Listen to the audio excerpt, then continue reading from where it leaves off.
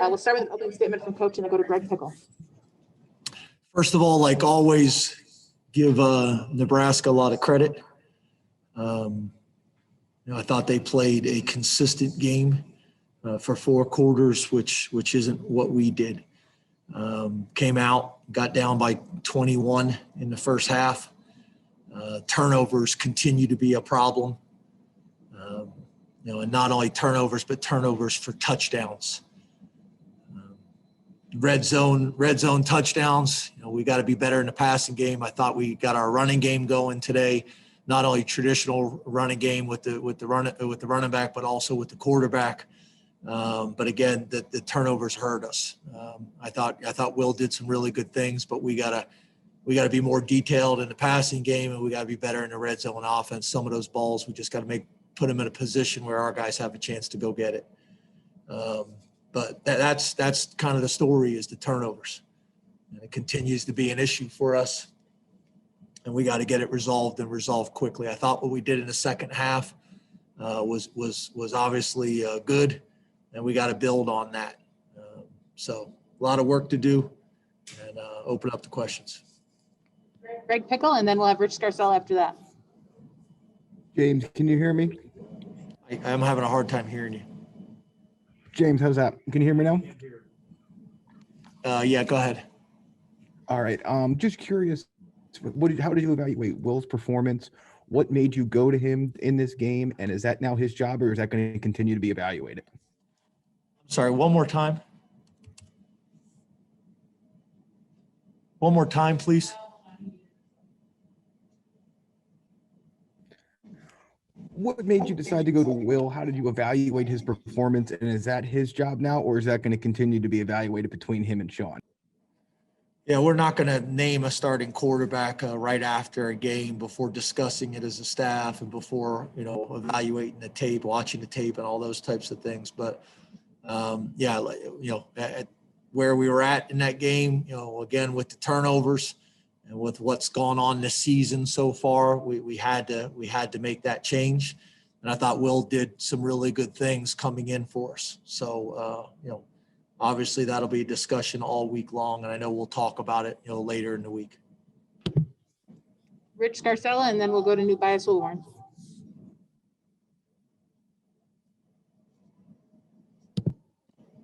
Rich, there you go. Yep. James, you mentioned the red zone issues, particularly the last 2 possessions. What didn't you like about those 2 possessions from your standpoint? I think it was you threw 4 incompletions on first down from the 11, and then, of course, the last possession. What didn't you like on those 2 possessions? Red zone offense is about running the ball and being detailed in the passing game. All the windows are shrunk down, so it magnifies. It magnifies if you're good in the red zone and passing offense, and it magnifies if you got some things to work on. And we didn't make enough plays. We didn't put the ball in a position where our guy had a legitimate chance to get it, or you're going to get the PI. So we got to clean those things up. But we are able to move the ball today, but too many times in the red zone where we didn't come away with points. New Bias Woolworn, and then we'll go. What would you say about the running game, particularly Lee, especially, seemed to really get off today? Yeah, I thought, again, just traditional running game, we were able to get that going today. We moved Will Fries to guard and had Caden at tackle, and I thought that helped us. I think we can build on that. But I thought, a bunch of those young guys, Kevon Lee, Keziah Holmes, both did some good things. Devin Ford did some good things, and then obviously Will was able to make some plays with his legs. But we just, we were more physical up front. We were more consistent up front. And again, you look at the stats. The stats kind of tell a different story than how the game came out. Again, because of the turnovers. Mark Brennan, and then followed by Tyler Donahue.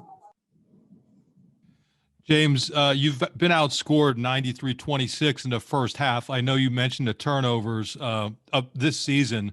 Can you put your finger on anything else? Because that's just a huge disparity. It would seem that it would be more than just the turnovers that are leading to that. Thank you.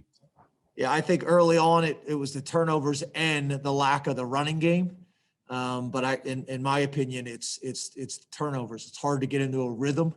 It's hard to get a groove. It's hard to call when you don't have the confidence that you're not going to turn the ball over. So the running game is going to help us. We need to continue to detail the passing game.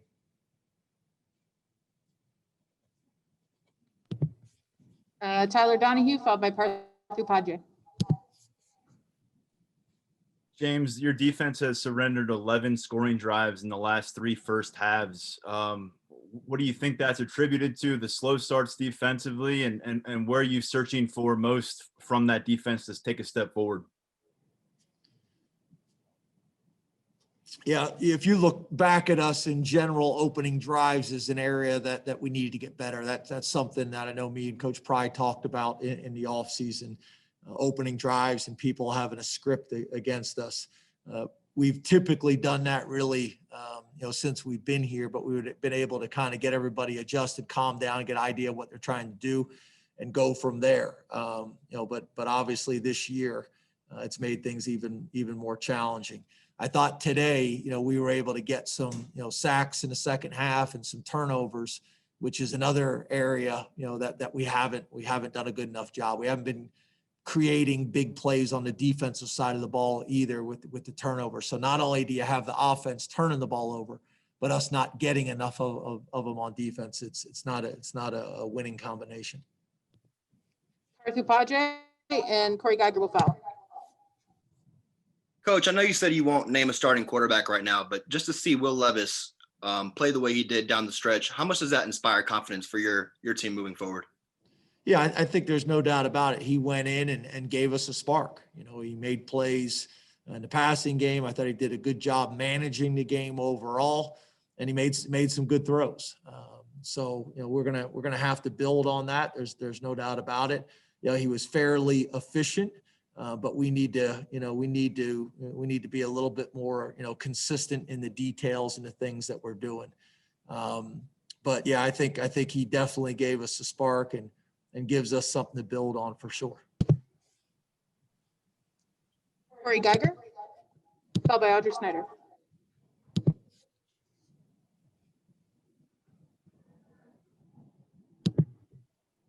James, can you hear me now? I can now. Yes, All right, sorry. One issue the program has had for a number of years is these slow starts in the first half. Are there things that you guys look at internally that aren't just about one game or one series or one opponent, but just things that you're doing in these first halves to get off to slow starts? Yeah, I understand. I guess it's hard for me, Corey, to say that because for the last 4 years we've been pretty successful. This year, obviously we're not making enough plays and we're not playing winning football when it comes to turnovers. And it's been challenging to overcome. But we've played a winning brand of football here for 4 years. Audrey Snyder, followed by Dave Jones. James, going off of that number about being outscored in the first half, how would you evaluate the job that Brent Pry has done during these 4 games with this defense? All of us, the head coach and every assistant and every person in the program, obviously we're not doing a good enough job. That's all of us. And it starts with me. That starts with me. And I think all of us in every single area can be better. And we all gotta do our jobs. But I also know over not only the last 7 years here at Penn State, but over the last 10 years, we've played pretty good defense around here. Time for 2 more. Dave Jones first and Joe Giuliano second.